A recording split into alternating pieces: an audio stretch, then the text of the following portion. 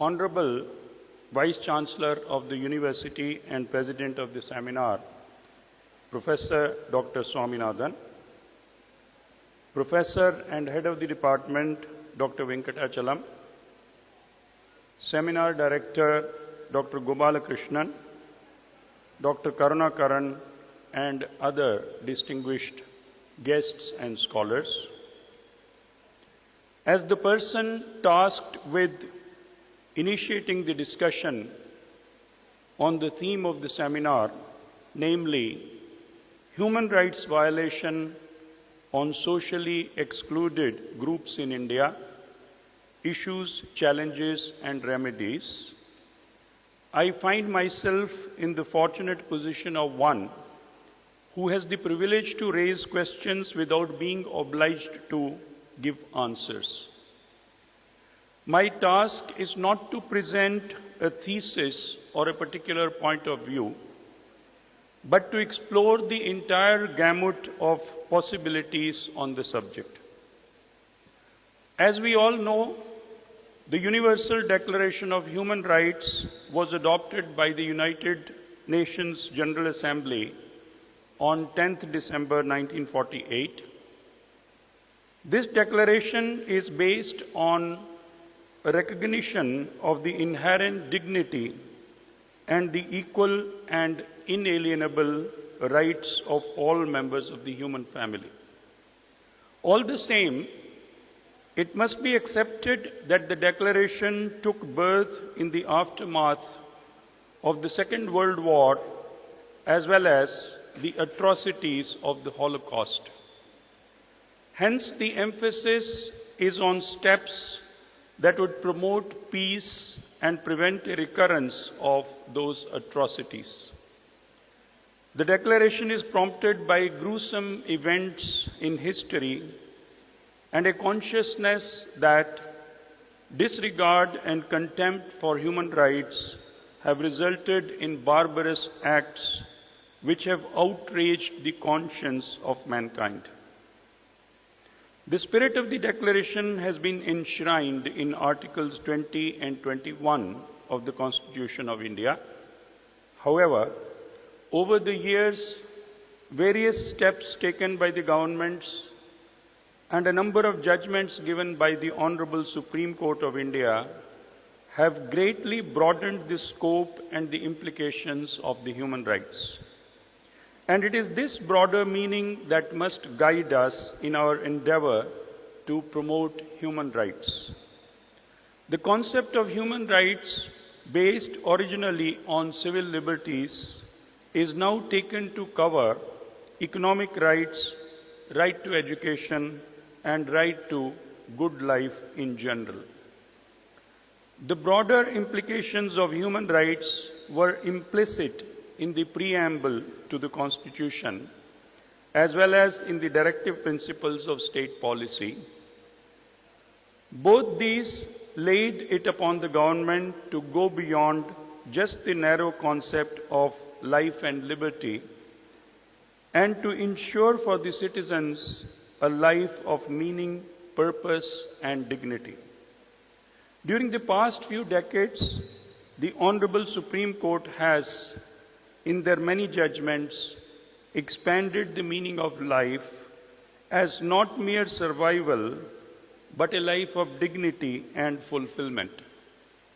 In a judgment as recent as that delivered on 28th January 2017, the Honorable Supreme Court described deaths of the farmers as a human rights violation. The court raised the question, why is there no policy to protect the lives of the country's breadwinners? The court went a step further and included all the states, the centre, and the Reserve Bank of India as respondents to the public interest litigation. When we take this expanded meaning of human rights, we will realize that the human rights violations in the society are not one monolith, but can be arranged along several layers. Also, the identification of sections of the society who get excluded from human rights must be identified and their problems addressed along these layers. At the lowest level or the micro level, it is the problem of the individual who, because of poverty or social backwardness or because of caste or gender or other disabling factors, fails to get justice. The identification and solution of such individual cases would require a micro-level work by government agencies as well as NGOs. At a somewhat higher level, we find deprivation of access to justice in whole groups or sections of society. This happens in case of tribes living in relative seclusion in forests or small or remote areas. These groups are not even aware of their rights, and a very basic type of work needs to be done from ground upwards. The third and the macro scale is the most difficult to handle. This is the level of human rights violations where a large community faces human rights threats as well as violations. These violations are common in disturbed areas like Jammu and Kashmir, the Northeast, and the Naxalism affected areas.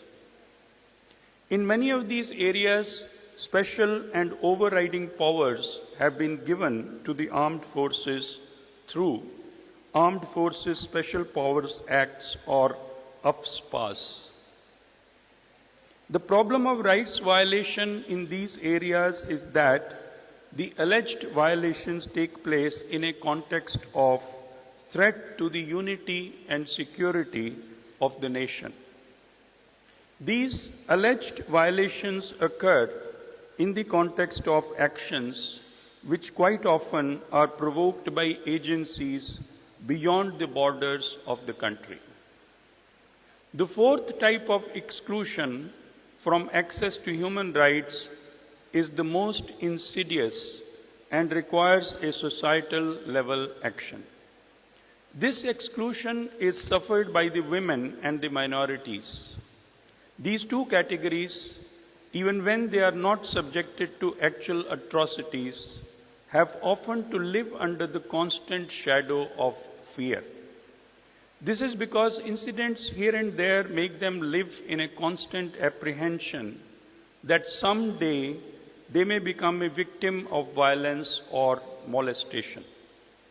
Coming now to the possible solution to the problem of exclusion from human rights, one can say that the multiple methods used during the past 70 years have given very positive results. These include, number one, judicial activism. Starting with Justice Bhagwati, the Honorable Supreme Court of India started treating even ordinary letters as petitions. Such steps taken by the courts have virtually brought justice to the doorsteps of the poor and the deprived. Also, the expansion of the implications of Article 32 of the Constitution and the institution of public interest litigation by expanding the meaning of the concept of locus standi, these steps have helped to ensure justice whenever the constitutional rights of individuals as well as groups were being violated. Second is the concept of continuing mandamus. One revolutionary step taken by the Indian Supreme Court is the introduction of the concept of continuing mandamus in cases like Vineet Narayan and others versus the Union of India and Bandhwa Mukti Morcha versus the Union of India. Through continuing mandamus, the courts have been able to ensure not just a one-time intervention, but the effective performance of a role by a public authority that it seemed to be shirking. In Vineet Narayan and others versus Union of India, the Supreme Court took a very broad and liberal interpretation of its powers under the writ of mandamus. This included the appointment of amicus curiae to provide assistance to the court on legal issues. The court also assumed a supervisory role in order to continuously monitor progress in the matter. Continuing mandamus has now become an established style of working for the Supreme Court, and they have been able to ensure effective investigation by the CBI in a number of cases. Supervision by the Supreme Court also dispels apprehensions of partiality by the CBI on behest of the government in power. The third point is the activities of the NGOs. A number of NGOs and voluntary organizations have helped to reach out to the remotest corners of the country and the lowest rungs of the society to take justice to them. Fourth are steps like free legal aid, prison reforms, education of the masses about human rights, and the redressal mechanisms in the form of human rights commissions. Fifth is social legislation by the governments. If India has changed during the past half a century, it is primarily because of the multiple laws enacted by the consecutive governments. Labor-related laws, women protective laws, laws of positive discrimination in favor of the socially disadvantaged sections of the society, laws to protect children against exploitation, and innumerable other laws have safeguarded and strengthened the implementation of human rights. One law that has played a very crucial role in establishment of human rights is the Right to Information Act. Sixth is inclusive growth. Schemes like Prime Minister's Jan Dhan Yojana, provision of gas cylinders, and schemes like NREGA that reduce poverty and include everyone into the mainstream of economic growth help to draw the excluded groups and communities into the fold of those who enjoy human rights. Seventh is the need for making the legal justice system more effective and efficient. At present, the legal justice system is burdened with work, such that investigation as well as trial is long drawn out, and the result of this long process is uncertain. Also, people's faith in the system is often shaken by the black sheep in the system. So, strengthening of all these steps will further promote the implementation of human rights. One defect in our functioning with regard to the implementation of human rights is that different agencies tend to take adversarial rather than complementary roles. We must understand that it is the duty of every agency, government departments, courts, lawyers, NGOs, and members of the public to work towards the common goal of ensuring human rights to everyone. The entire exercise gets vitiated when we tend to occupy roles of offense and defense rather than of mutual cooperation. As a final word, I wish to say that a healthy body is not a body that has to constantly struggle with diseases. A really healthy body is that which does not suffer from diseases and does not require treatment. Therefore, the real solution to the problems of human rights violation is a change of hearts.